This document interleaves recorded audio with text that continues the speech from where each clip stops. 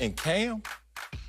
Hey, man, anytime you start pointing to a quarterback's wins, that's when you know that you don't have a lot of confidence in it, because normally we always talk about their other statistics. And I'm a Cam Newton fan. I believe this was going to be a great fit in New England. It hasn't worked out the way that I thought. They're winning in spite of Cam not being a very effective and efficient passer. That said, they still can win. They still can do the running game stuff that they're doing. They can use him as a single wing quarterback, run around the corner, let him do the goal line power stuff that they're having success with Damian Harris also contributing. But if they're going to win, they're going to win in spite of Cam, not because of Cam, because they're asking him simply, don't give the game away with your turnovers. Let's run the ball with you and others. Let's lean on the defense and get some contribution from the special team. That is our recipe for success. They're doing it in spite of Cam. Oh, how dare you come at Cam Newton like that? Like he's not effective and not efficient? Yeah, they still got confidence in Cam Newton because they know what they have in Cam Newton. Cam Newton is the lipstick on this pig. Remember in the preseason? Oh, we didn't have a preseason. You mean the offseason when everyone's like, New England going to be sorry this year? That's why Tom Brady left. No weapons. Oh, my God. COVID has rocked this team. They don't even have players to go out there and suit up. Where the starters at? And then Cam Newton signs late. And then when Cam Newton shows up, people are still questioning Cam Newton. Oh, man, that MVP year 5 years ago. What's Cam Newton going to do if he stays healthy? Not only did Cam Newton stay healthy so far, he's reset the expectations to the point where the Patriots potentially are a playoff team. And no one saw that coming looking at this roster. But because Cam Newton's on this roster, absolutely they believe in him. Bucky, don't be the guy that says Cam Newton's not efficient when he has his highest completion percentage in his career this year. Don't be the guy that says Cam Newton's not effective when last week, yeah, he threw, what, 80 yards? But the week before, 365 yards. Oh, let's go back to week 2 when he had, what, 390 yards against Seattle. What was the problem with both of those games? They lost those games. So they've come up to the realization that, hey, Cam, we know you can cook, even though you don't even know the playbook. But let us go out there and still play the Patriot way until you feel completely comfortable. So rein it in a little bit. That's not an indictment on Cam Newton as much as this team has not added up all his great individual play into a team win. So it's a simple redirection of the formula, but it's certainly a buy-in to Cam Newton and his services because he's the reason why they're even in the playoff conversation.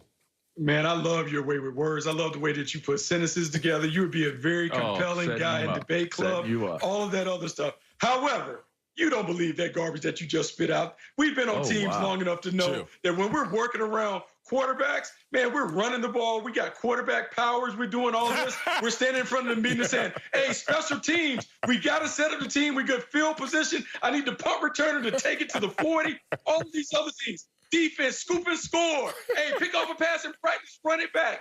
Bill Belichick is doing all of that because they know they can't score on offense unless they're able to get it really close. And I'm saying this. I like Cam Newton in this situation. They're just asking Cam, don't give it away. Don't throw it. Just pitch it or run it. That's all you can do. Just do those things and we'll be fine.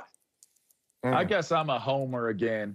And Bucky Brooks is an old curmudgeon. And that's, you know, it's all good. It's all good that you're so hateful, Bucky. It's all good. I know you love Cam, but maybe I'm a homer for loving Cam. But of course I'm buying that the Patriots are confident in Cam. There's no reason for McDaniels to come out and say anything that would shake Cam Newton's confidence. So what? He's had a couple bad games. Who else in the National Football League at the quarterback position has had poor play during the course of their games? I'm not buying that at all. If they were not confident in Cam Newton, you know what the Patriot way is? They don't owe Cam anything.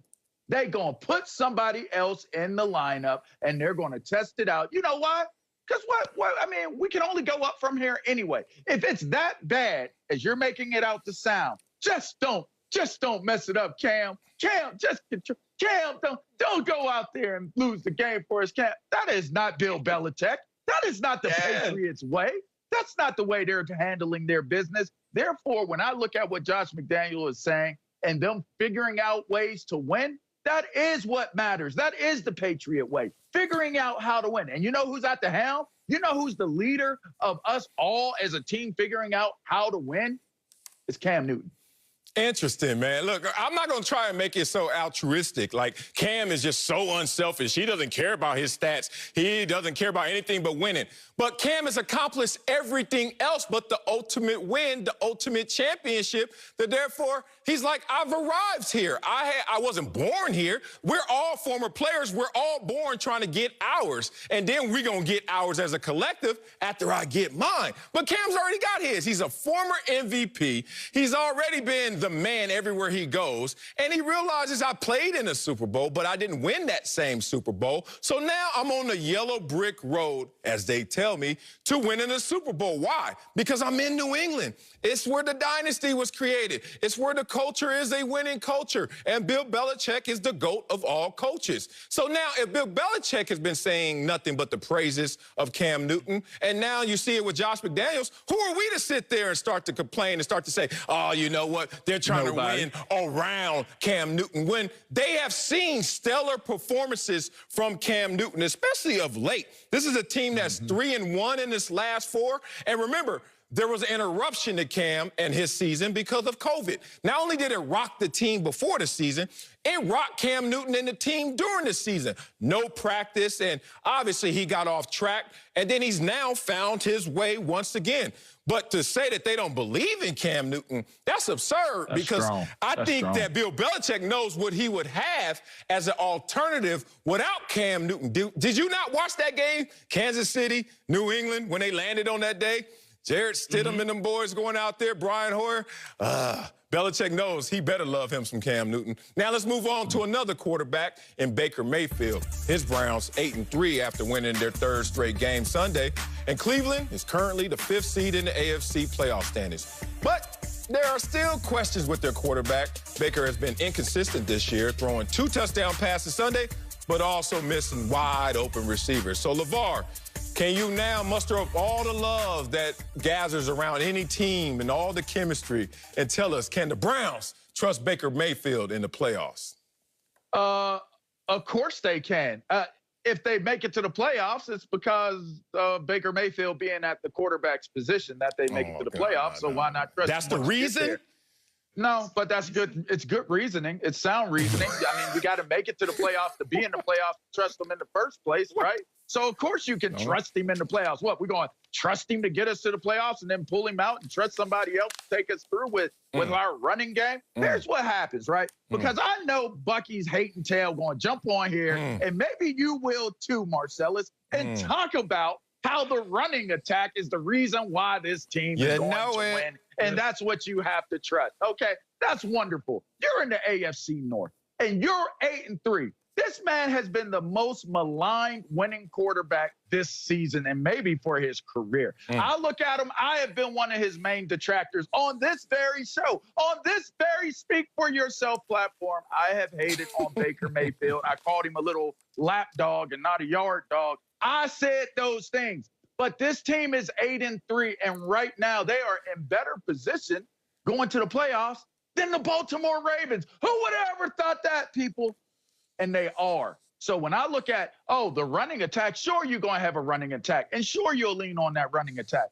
Sometimes it's not about how many touchdown throws you make, it's how many throws you make. And as long as he's making good enough throws to move those defenses back off of the ball and turn them into pass-respecting defenses because of what Baker could do in the passing attack, and they get those spaces for them to be able to run the ball, he's doing what he needs to do. The trust doesn't have to be him being this world-beating franchise quarterback. The trust is him doing what he needs to do so that they can win games.